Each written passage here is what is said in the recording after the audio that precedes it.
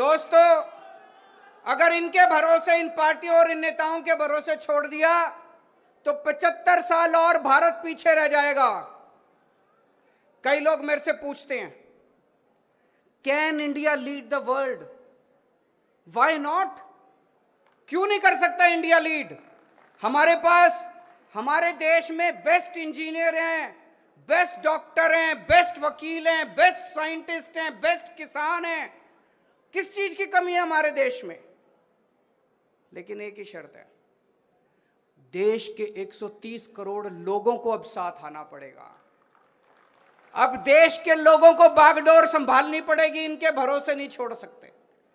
देश के 130 करोड़ लोगों को, इंजीनियर, डॉक्टर, मजदूर, किसान, आदमी, औरत, अमीर, गरीब, इस जात के, उस जात के, इस धर्म के, उस धर्म के, सब लोगों को साथ आना पड़ेगा। 130 करोड़ लोगों को मिलके अब देश की बागडोर संभालनी पड़ेगी।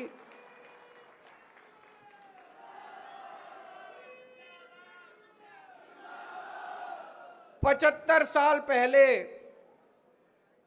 जब सारा देश इकट्ठा हुआ था तो हमने अंग्रेजों को बाहर फेंक दिया था।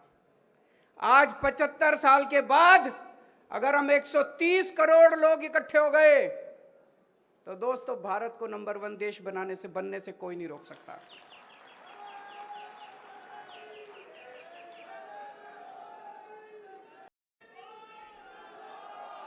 दोस्तों, अगर इनके भरोसे, इन पार्टियों और इन नेताओं के भरोसे छोड़ दिया तो 75 साल और भारत पीछे रह जाएगा।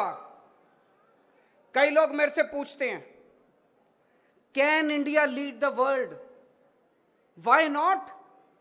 क्यों नहीं कर सकता इंडिया लीड? हमारे पास, हमारे देश में बेस्ट इंजीनियर हैं, बेस्ट डॉक्टर हैं, बेस्ट वकील हैं, बेस्ट साइंटिस्ट हैं, बेस्ट किसान हैं। किस चीज की कमी है हमारे देश में? लेकिन एक ही शर्त है, देश के 130 करोड़ लोगों को अब साथ आना पड़ेगा। अब देश के लोगों को बागडोर संभालनी पड़ेगी, इनके भरोसे नहीं छोड़ सकते।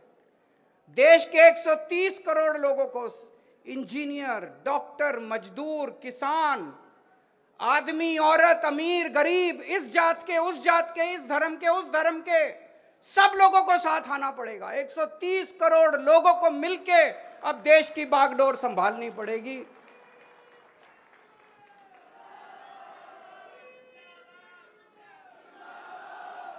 पचहत्तर साल पहले